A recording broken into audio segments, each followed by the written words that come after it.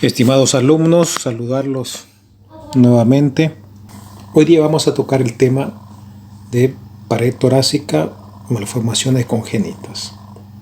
Vamos a pasar a la diapositiva número 2. Aquí prácticamente ya son patologías, enfermedades que vamos a ver.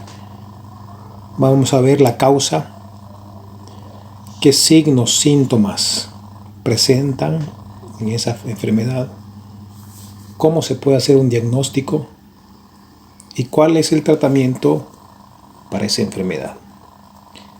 Antes de comenzar con las enfermedades, vamos a hacer una clasificación de esta malformación. Es muy importante saber si es que la malformación congénita pertenece a la parte cartilaginosa de las costillas. No se olviden, la unión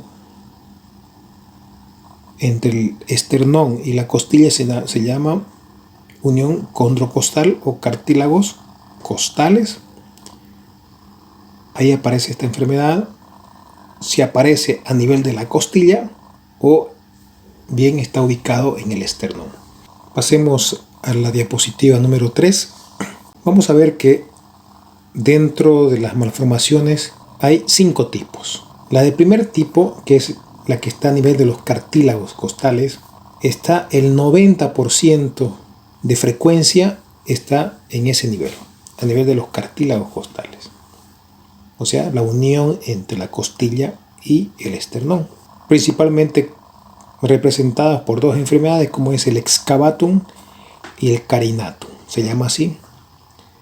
El tipo 2, que está a nivel de las costillas, que son los costales, que pueden ser porque las costillas no se desarrollan, o si se desarrollan, se fusionan, o si se desarrollan, empiezan a salir totalmente deformadas. El tipo 3 son los condrocostales, ¿ya?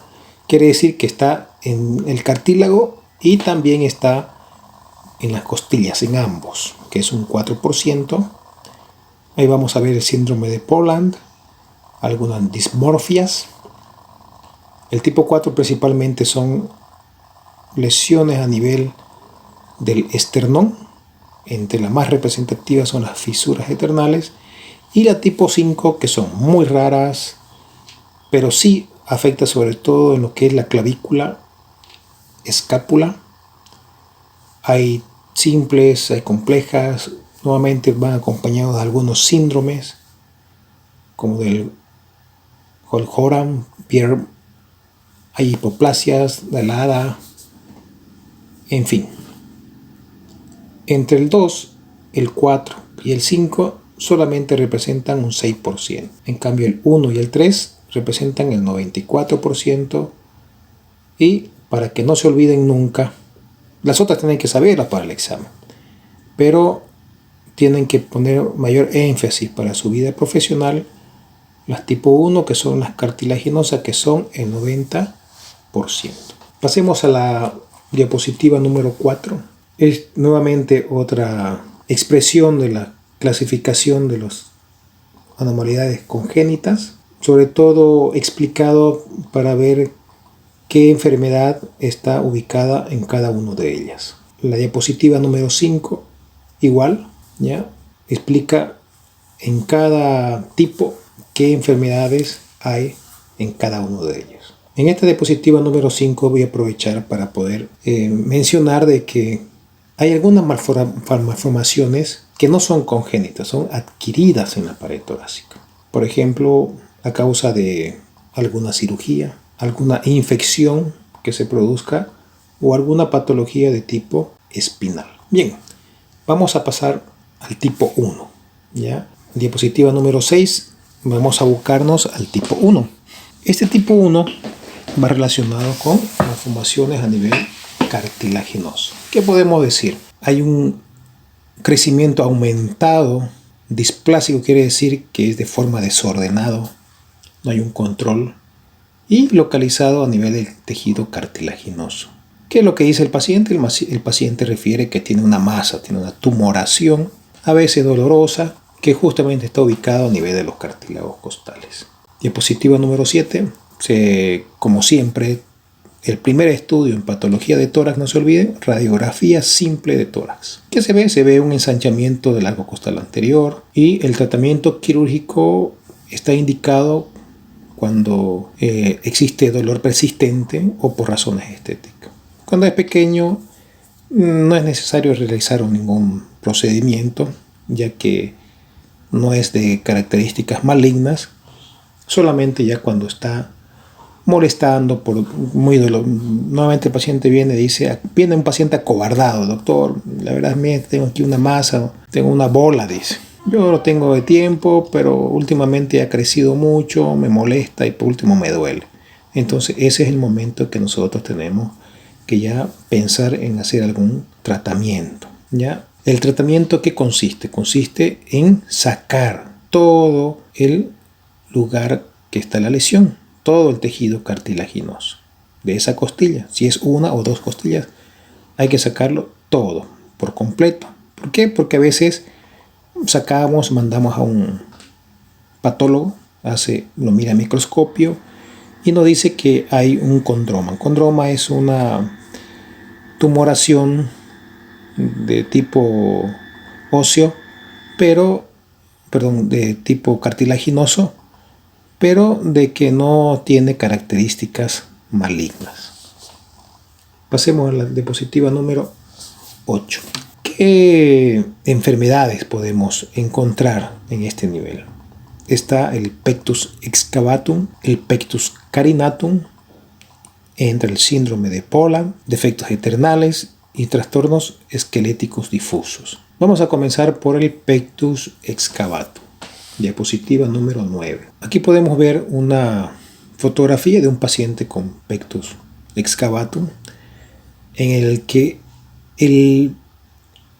pareciera que fuera el esternón el que estuviera con alguna alteración, pero no.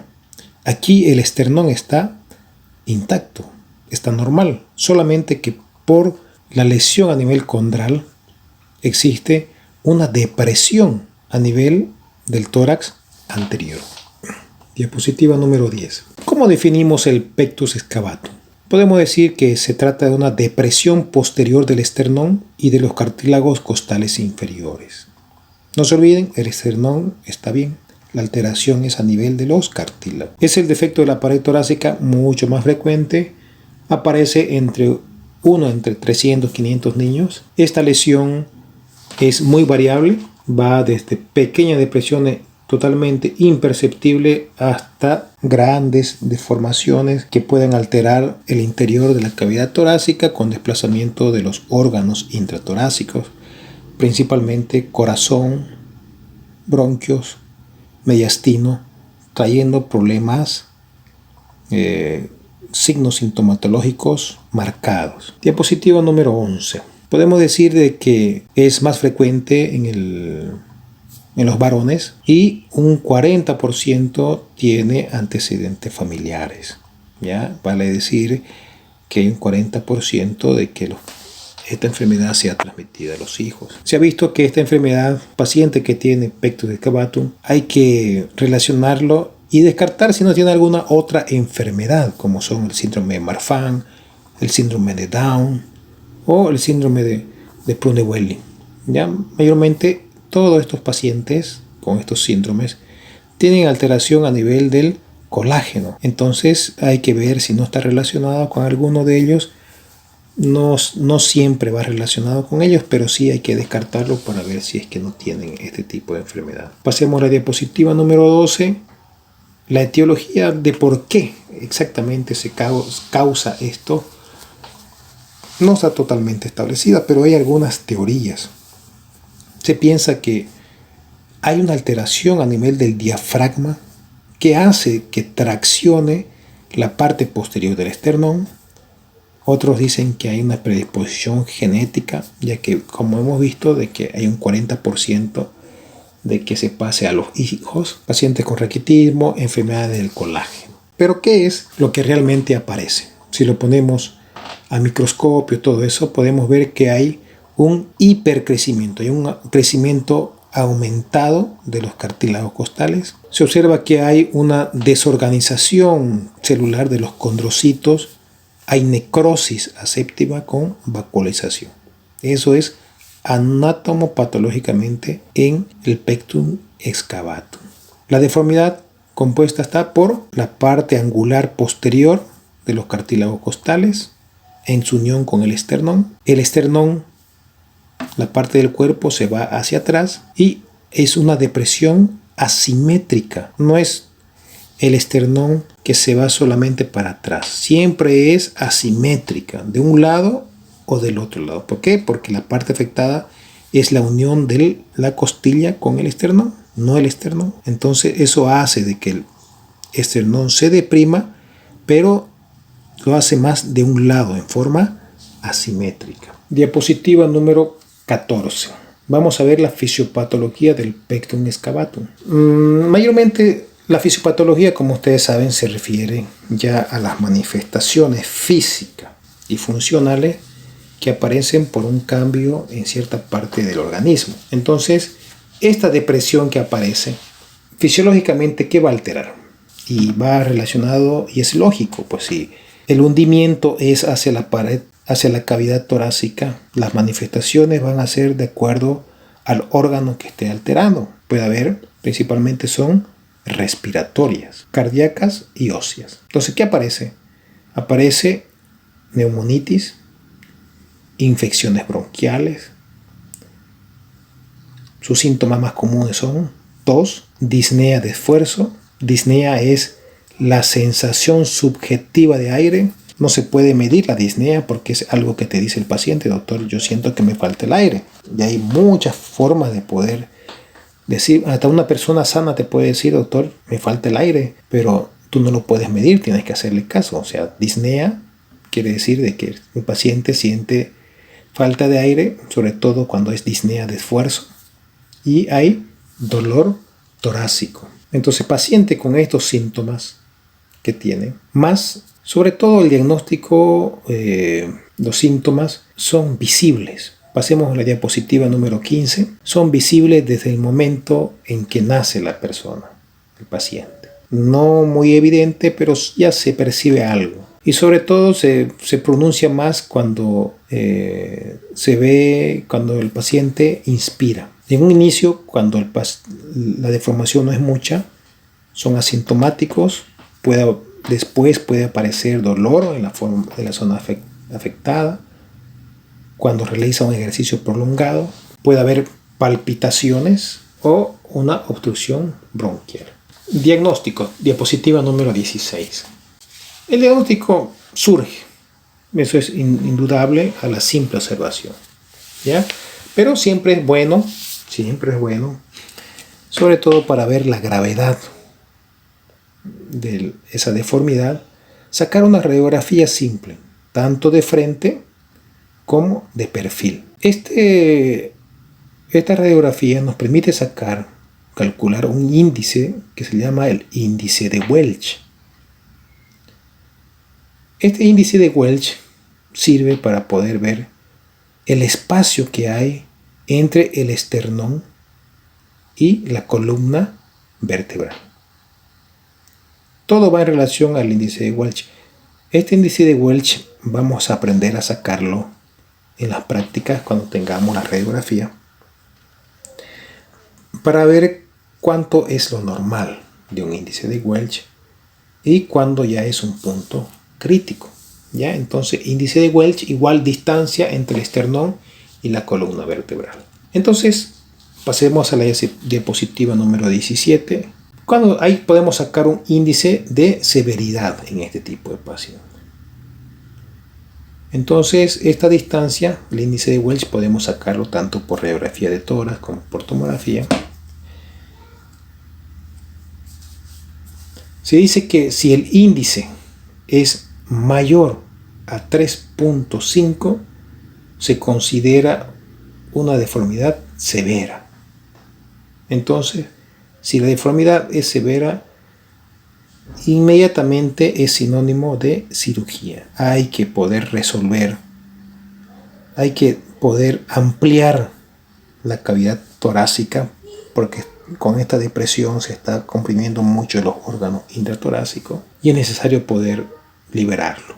También es necesario, pasemos a la diapositiva número 18, poder valorar la función respiratoria. Es muy importante ver, sobre todo, hay un estudio que se llama la espirometría. La espirometría sirve para ver la capacidad inspiratoria, expiratoria, y esto es muy importante. ¿Por qué? Porque si el paciente es sometido a alguna cirugía, vamos a ver con esta espirometría cuánto compliance del pulmón va a poder mejorar, o si es que ya ha habido un deterioro de la función pulmonar por el tiempo que ha estado esa pared torácica rígida.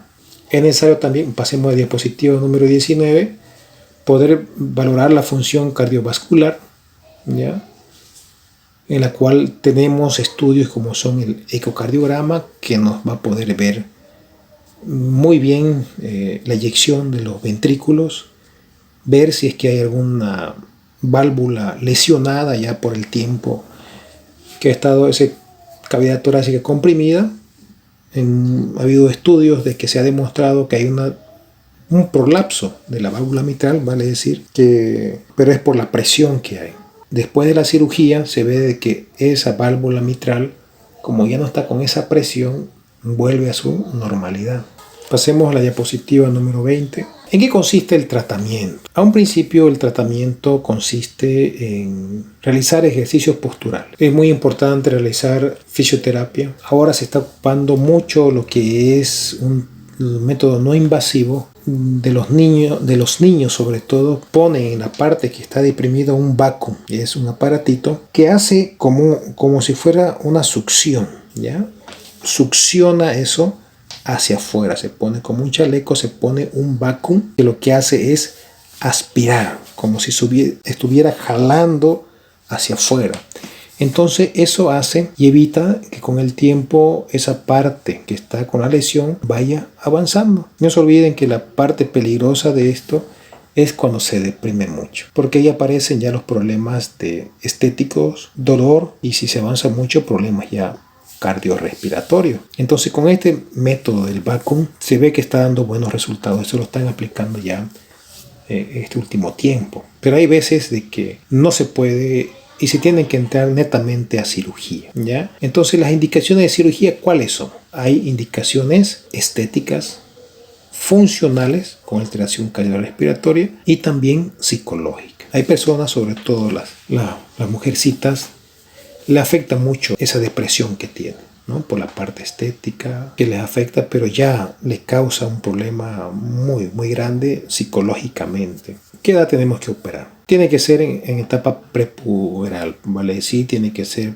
por encima de los 5 años. La técnica que se utiliza es la técnica de Ravitch modificada, que consiste en realizar una plastilla, una mejora a nivel de la unión esternocondral. Pasemos a la diapositiva número 21, que consiste en una esternocondroplastía en la que sí o sí hay que sacar los cartílagos que están alterados, los cartílagos lesionados, hay que sacarlos sí o sí.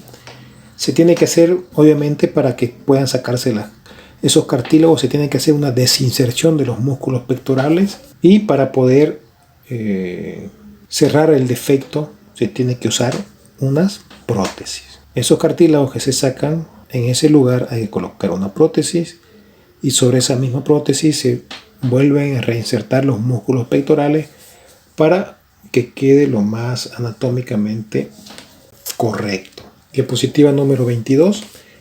¿Qué resultados se tiene con la cirugía? Los resultados son, generalmente son buenos los resultados, tanto estético y funcional. Puede recidivar el hundimiento, el peito de Cabaton, sí, hay entre un 5 y 15%. Sobre todo va relacionado con la edad de la cirugía. Cuando se la realiza muy tardíamente, no va mucho. Es mejor hacerla en edad prepuberal, o aquellos pacientes que van concomitante con el síndrome de Marfan, ¿ya? Que es una alteración en la que hay alteración del colágeno, ¿ya? Entonces, siempre hay que explicar al paciente que puede haber una recurrencia. Toda cirugía de tórax puede presentar infección de herida operatoria, neumotórax, hematoma, una fijación retroesternal como es el hemopericardio. Toda cirugía de tórax presenta estas. Hay el riesgo de las últimas 4. Siempre hay que explicar a todo paciente que toda cirugía tiene complicaciones, ¿ya? Pero afortunadamente son bajas, pero siempre hay que mencionarla al paciente. Diapositiva número 23. Ahora vamos a ver igual alteraciones a nivel del cartílago, pero es lo contrario al pectus excavatum. Se conoce como pectus carinatum. Igual que el otro es visible, diagnóstico se lo hace prácticamente cuando no lo mira el paciente. ¿Cómo definimos el pectus carinatum? Es un defecto en protusión del tórax. En relación con el pectus excavatum es 1-5, ya es de menor frecuencia, más frecuente es el pectus excavatum que el carinatum. Su etiología igual, la causa exacta no se sabe, pero hay teorías también, como el excavatum, que dicen que hay un desarrollo anormal del diafragma, hay un crecimiento excesivo de los cartílagos costales o genético relacionado a problemas familiares. Es más frecuente igual en el sexo masculino, 4-1, y se evidencia totalmente antes de la pubertad. Miren la diferencia del excavatum. Este es más simétrico. ¿Por qué? Porque hay una depresión lateral de las costillas. No crece solamente a un lado, sino crece en forma simétrica. Algunas malformaciones asociadas como la escoliosis, cardiopatía, síndrome de Marfan, alteración de función external. Entonces, pacientes que vemos con pectus carinatum, hay que buscar estas otras enfermedades porque pueden estar relacionadas. Pasemos a la diapositiva número 27. ¿Cómo hacemos el diagnóstico? El diagnóstico es con la inspección y igual que el excavatum hay que sacar radiografía de tórax de frente, de perfil. Vemos si la malformación está más a nivel del esternón, si es más superior, inferior. Su síntoma más frecuente son igual respiratorios por infección bronquiales, pero netamente igual que el excavatum son visibles para hacer el diagnóstico, pero a comparación del excavatum, esta malformación no produce riesgo de vida. ¿Por qué? Porque más bien la cavidad torácica se expande, aumenta su contenido, su continente aumenta, entonces no va a haber una compresión del mediastino, corazón, pulmón, bronquio. Lo que sí pasa con el excavatum. ¿Cuál es el tratamiento? El tratamiento hay que realizarla desde que son niños y consiste en un tratamiento ortopédico. En el excavatum se acuerda que se le producía una succión negativa para que no se hunda. Aquí se hace lo contrario, se pone una compresión más bien externa para que esto no siga protuyendo. Y si pensamos ya hacer algo quirúrgico, sobre todo es por estética, porque al paciente no le gusta mucho. Igual, hay que hacer la resección completa de los cartílagos alterados, ¿ya? Y poder reubicar el tórax en posición normal. ¿Qué complicaciones podemos tener?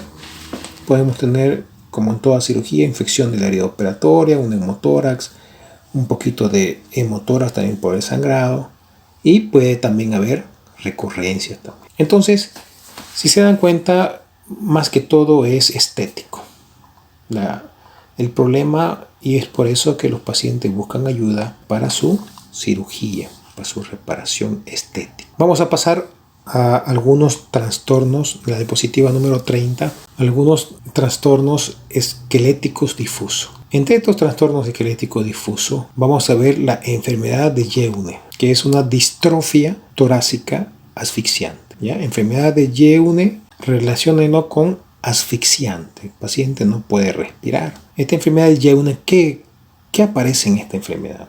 Es una osteocondrodistrofia. Hay una alteración a nivel óseo de la costilla y a nivel del cartílago. ¿Esto qué produce? Produce un tórax rígido, estrecho. Mayormente se la va relacionando con una enfermedad que es hereditaria autosómica dominante. Diapositiva número 31. ¿Cómo hacemos el diagnóstico? Esta enfermedad puede manifestarse desde el nacimiento con una dificultad respiratoria severa. Esta es la diferencia que hay con el carinatum y el excavatum. Nacen bien, crecen, no tienen mucha sintomatología. Cuando pasan los años se hace más evidente la enfermedad y va progresando. En cambio aquí, en la enfermedad de Jeune, desde el nacimiento ya el paciente tiene dificultad respiratoria severa y algunos pacientes incluso pueden llegar a alcanzar la edad adulta. Como siempre, acudimos a una radiografía para poder ver qué es lo que pasa. Es lo primero que nos da el primer pantallazo. Podemos observar que son costillas cortas, anchas y horizontalizadas. Entonces, este tórax, con el pasar de los años, no crece. Llega a crecer hasta cierto tamaño y no crece más. Pero lo llamativo es de que los órganos intratorácicos con la edad tienen que seguir creciendo, pues. Y si no tiene el espacio suficiente, las manifestaciones físicas y signos sintomatológicos van a ser cada vez más frecuentes con el pasar del tiempo. Problemas respiratorios, cardíacos. Entonces va a llegar un momento en que el paciente, sus órganos intratorácicos no van a ser lo suficientemente capaces para poder dar soporte al tamaño del cuerpo del paciente cuando va creciendo. Prácticamente su tórax queda de un solo tamaño, como si fuera una jaula, y no crece más. Ya hacemos el diagnóstico. Entonces, ¿qué podemos hacer? Ya está, ese es un tórax rígido. Entonces, pasemos a la diapositiva número 32. Para poder ampliar la cavidad torácica tenemos que hacer una esternotomía. Vale decir que tenemos que abrir totalmente el esternón de arriba hacia abajo para que se separe.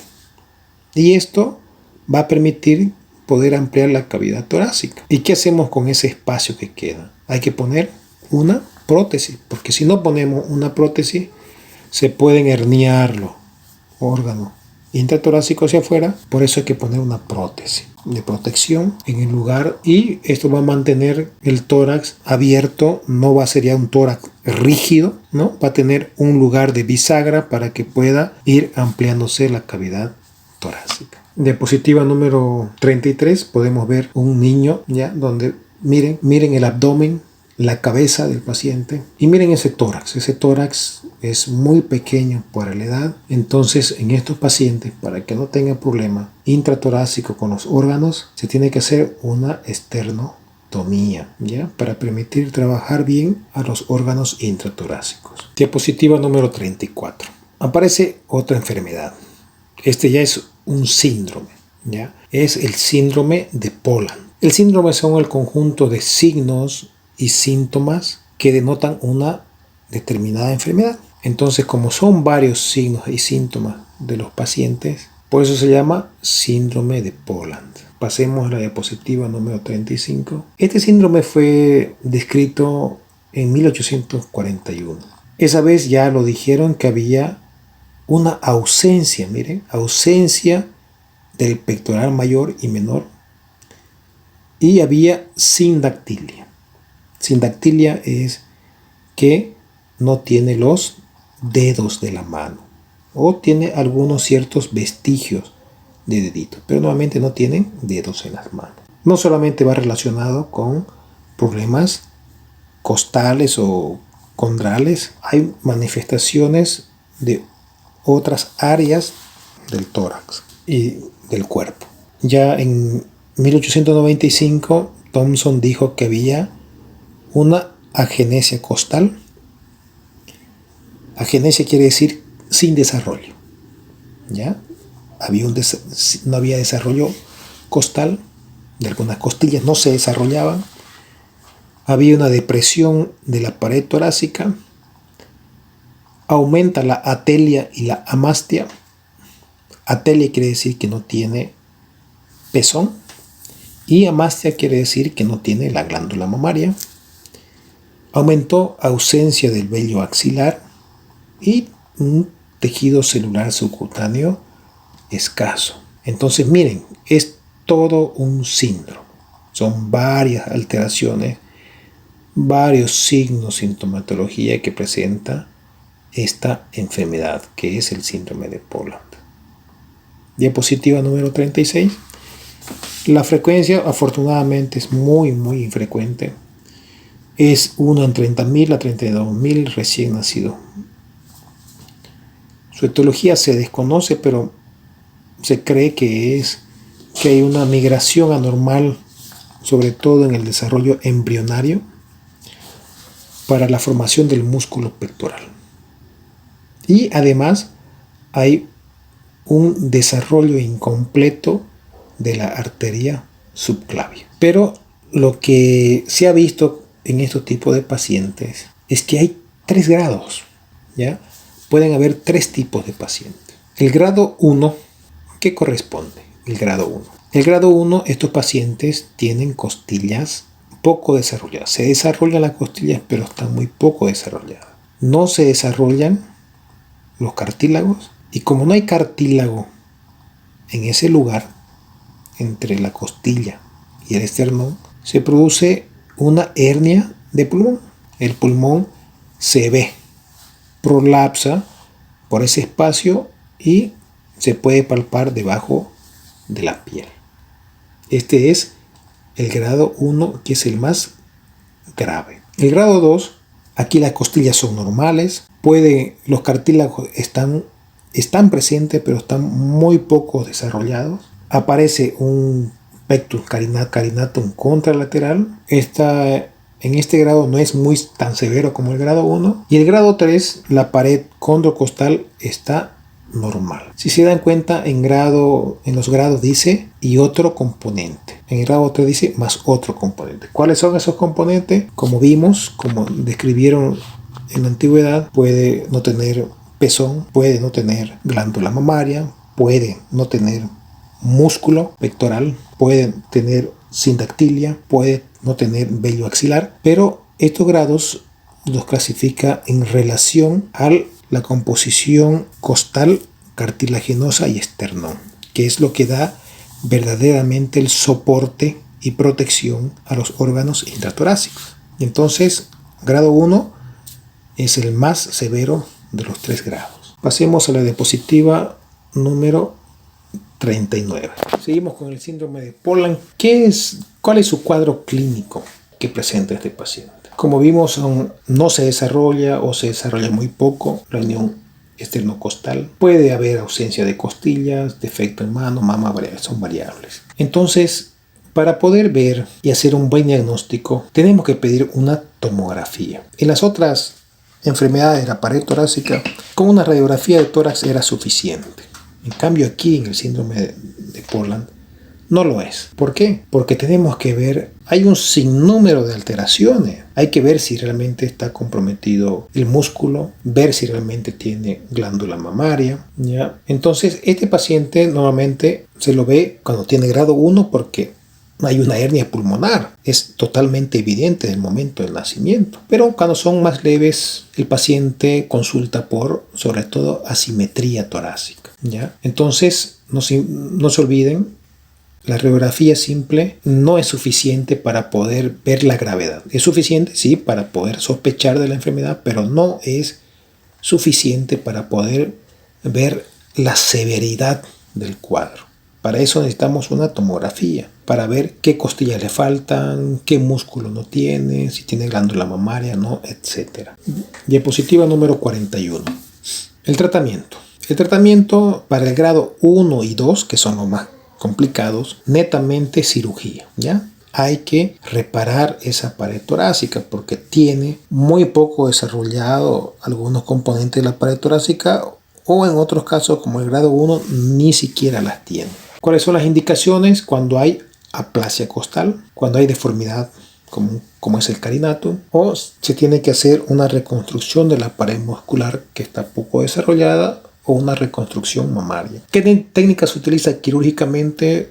Se utiliza injerto costal autólogo, vale decir que se utiliza costillas del mismo paciente del otro lado. Se puede utilizar un colgajo para poder simular la parte pectoral, de músculo pectoral, con el músculo dorsal ancho, o si el defecto a nivel costal cartilaginoso es muy grande, se puede utilizar una malla protésica y así poder evitar lo que es la herniación pulmonar. En sí, poder permitir que este tórax recupere su función de protección como caja torácica. ¿Ya? El grado 3, que es muy leve, nuevamente no se hace ningún tipo de tratamiento quirúrgico. ¿Ya? Solamente se indica al paciente que si va aumentando la deformidad, hay que ir pensando ya en algún procedimiento, sobre todo estético, pero normalmente no amerita hacer absolutamente nada. Pasaremos a la diapositiva número 42, donde vamos a ver algunos defectos externales. Dentro de los defectos externales, el más llamativo es el esternón bífido. Esta separación que hay en el centro del esternón, sobre todo en la parte superior, puede ser parcial o puede ser completa en todo el esternón, ¿ya? Entonces, el defecto puede ser parcial o completo. El corazón, pericardio están normales, ¿ya? Pero cuando aparecen algunas alteraciones, sobre todo a nivel de una hendidura inferior con septum transverso incompleto, aparece una hernia diafragmática y una malformación cardíaca. Se denomina la pentalogía de Cantrell, ¿ya? Entonces, ¿en qué consiste la pentalogía de Cantrell en el esternón bífido? Hendidura inferior con septum transverso incompleto, hernia diafragmática anterior, onfalocele y malformaciones cardíacas. Entonces, ¿qué sintomatología va a tener un paciente con esternón bífido? La sintomatología va a depender mucho de cuán bífido es, si es parcial, es completa, y qué órgano protruye a través de esa hendidura. Por ejemplo, cuando la fisura es superior, nuevamente las manifestaciones sintomatológicas son de bronquitis a repetición. Suficiente para hacer el diagnóstico de esta enfermedad una radiografía simple de tórax, ¿ya? Excepto cuando ya tiene manifestaciones cardiológicas.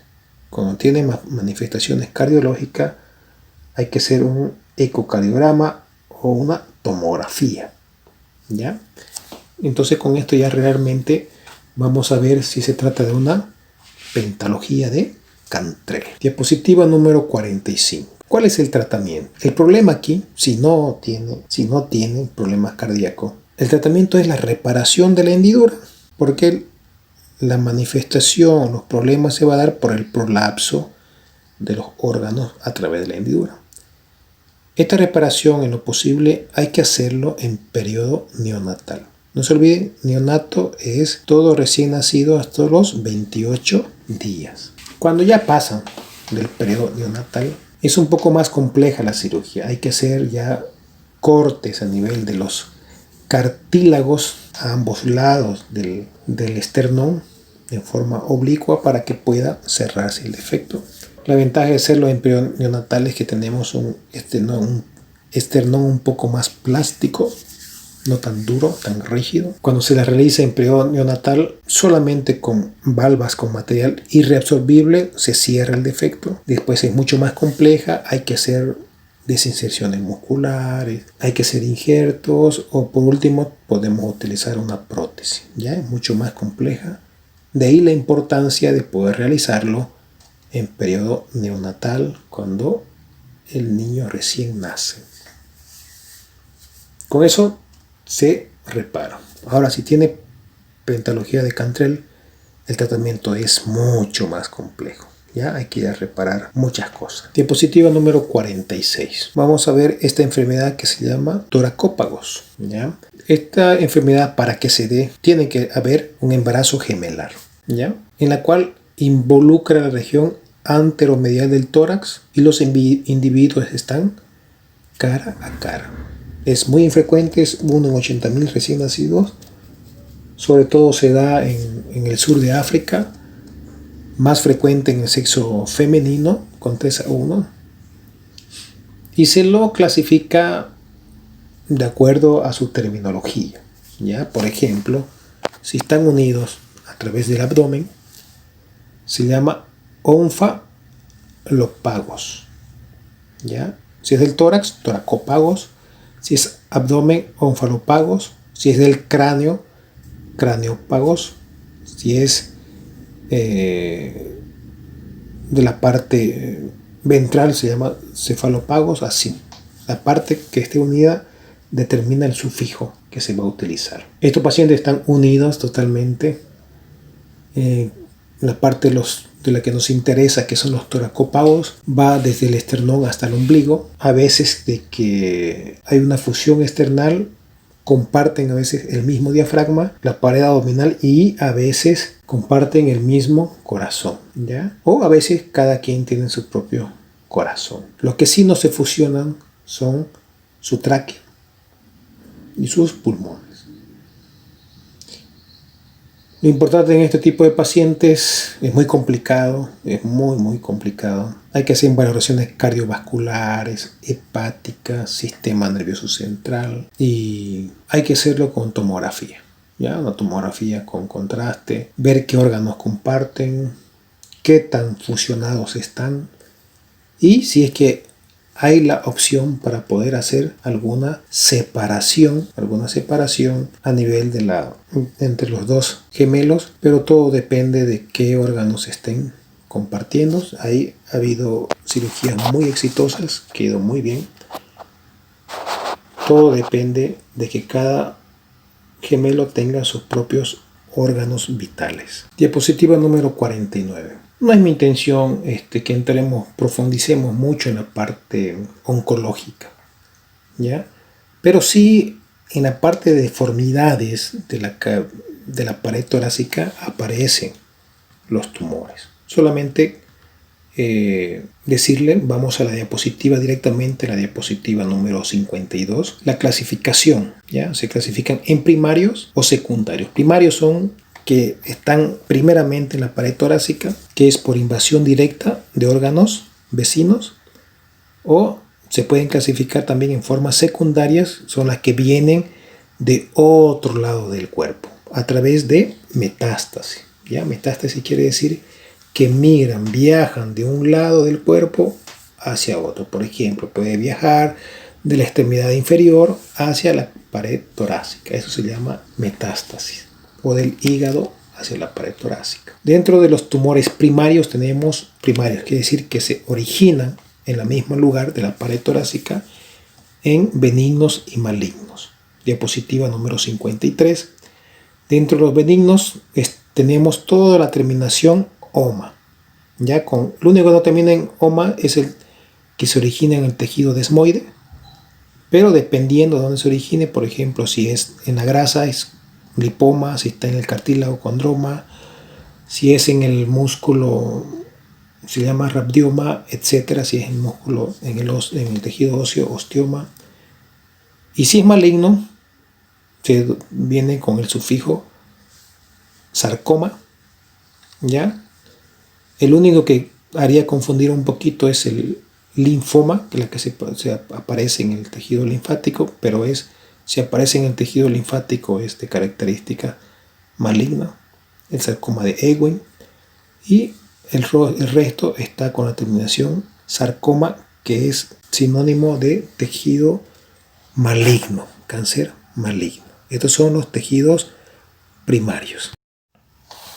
Bien, seguimos en la diapositiva número 53, en tumores primarios de la pared torácica, ¿ya? Dentro de estos tumores primarios, no se olviden, mucho depende dónde nace ese tumor, en qué parte, músculo, hueso, cartílago, en la parte vascular, etcétera. Si termina en oma es benigno, con excepción del linfoma, que es maligno, y si termina en sarcoma es de origen maligno. Otro que también termina en ema, que es el mieloma, es de término maligno, tejido mieloide, pero a grandes rasgos. Oma significa benigno y maligno sarcoma, con ciertas excepciones. Pasaremos a la diapositiva número 54. Se considera se considera tumor primario cuando invade también de órganos vecinos, ¿ya? Por ejemplo, pulmón, mama y pleura. Si el tumor benigno o maligno, ya sea, está ubicado en pulmón, mama y pleura y migra por contacto a la pared torácica y produce la deformidad, también son considerados de origen primario.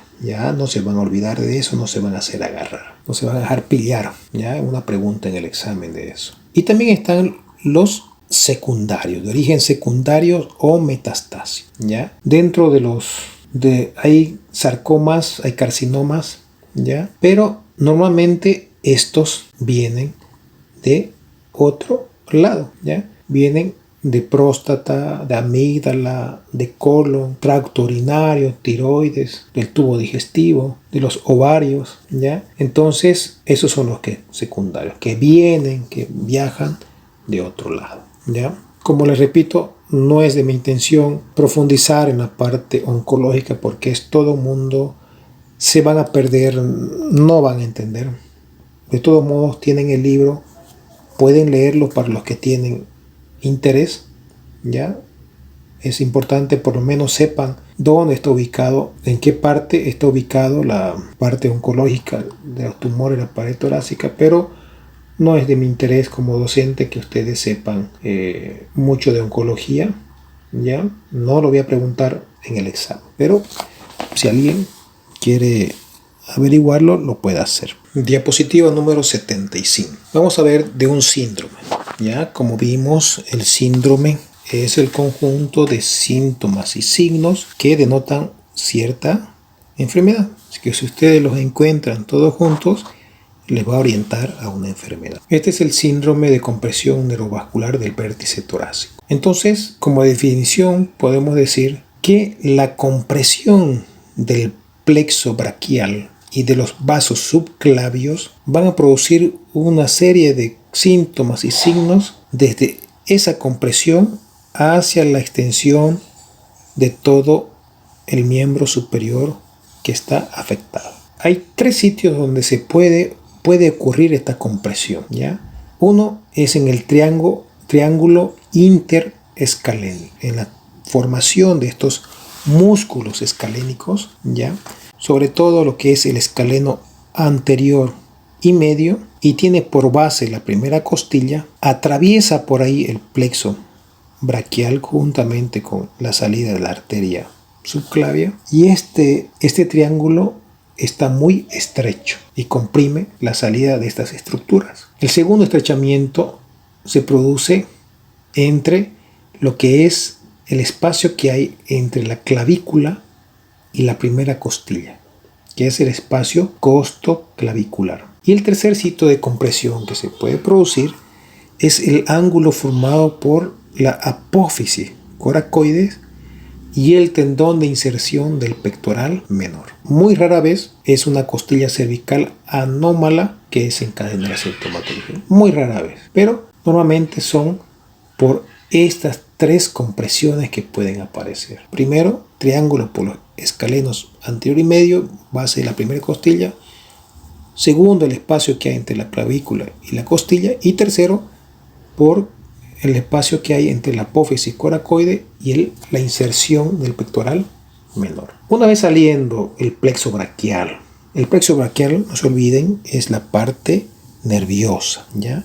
Entonces, si lo apretamos, imagínense los síntomas que va a haber. Son sobre todo neurológicos. Y si la compresión se da sobre todo en la parte vascular, entonces los tejidos pues no van a estar bien irrigados y va a producir ciertas alteraciones. Y justamente eso es lo que nos va a dar la presentación clínica. Diapositiva número 77. Entonces, ¿qué clínica va a manifestar este paciente? Este paciente va a tener dolor, parestesias por la parte neurológica y va a tener una atrofia palmar, ¿ya? Si ustedes ven la palma de sus manos, tiene ciertas protuberancias, ¿ya? Sobre todo a nivel del pulgar, ¿ya? Es una palma totalmente plana, ¿ya? Puede haber compromiso arterial porque no se vacía bien la parte venosa, puede haber edema, puede haber pesadez de esa extremidad superior. ¿Cómo podemos hacer un diagnóstico al examen físico, ¿ya? Primero, no se olviden, observación, observando si es que no hay esa atrofia palmar, edema, ¿ya? Pero podemos utilizar ciertas maniobras, ¿ya? Que lo que va a hacer es hacer de que ese espacio, ¿se acuerda de los 3 espacios que había con presión? Con estas maniobras vamos a hacer que ese espacio se contraiga más, incluso se estreche más. Primero, la maniobra diapositiva número 78, la maniobra costoclavicular. Hacemos que el paciente se siente con las manos en la rodilla, ¿ya? Y lo que hacemos es que el paciente pueda erguir el torso, como rotando pecho, y lleve los hombros hacia atrás, totalmente rotando pecho. Eso hace de que estos espacios se estrechen más. También hay otra maniobra, que es la maniobra de Adson, que pedimos al paciente que haga una inspiración profunda, que respire, meta aire profundamente y haga rotar en forma forzada la cabeza al lado donde estamos sospechando que hay alteraciones, al lado a investigar. Y por último tenemos la maniobra de abducción, que consiste en elevar el brazo afectado 90 grados en abducción y hacerlo una rotación externa, ¿ya? Elevamos el brazo 90 grados hacia arriba y hacemos rotar hacia afuera en forma externa el brazo, ¿ya? Esa es la maniobra de abducción. Entonces, ¿qué va a pasar cuando hacemos estas maniobras? Los síntomas de dolor, cianosis distal, todo eso, se va a hacer mucho más evidente. ¿Por qué? Porque va a comprimir más el plexo braquial y la arteria subclavia. ¿Qué pedimos para hacer un diagnóstico como examen complementario? Siempre una radiografía que nos puede mostrar una costilla anómala o una costilla cervical, proceso degenerativo de la columna.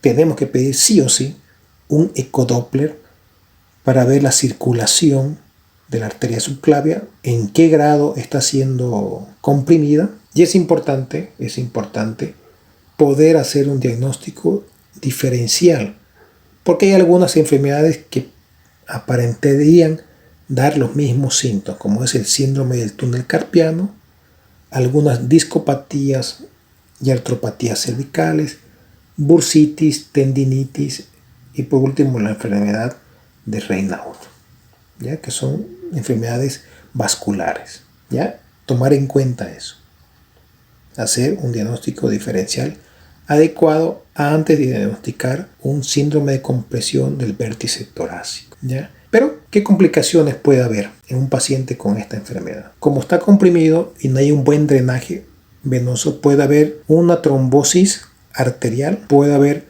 una embolización distal, puede haber trombos también a nivel venoso o una aneurisma después de la estenosis. Hacemos el diagnóstico, sospechamos de un síndrome del vértice torácico. ¿Qué consiste el tratamiento? Si el paciente tiene muy poca sintomatología, no es mucho el estrechamiento que tiene, podemos hacer fisioterapia, que los va a ayudar mucho. Y cuando son casos severos, ¿qué tenemos que hacer? Tenemos que hacer ese estrechamiento que hay, tenemos que ampliarlo, ¿ya?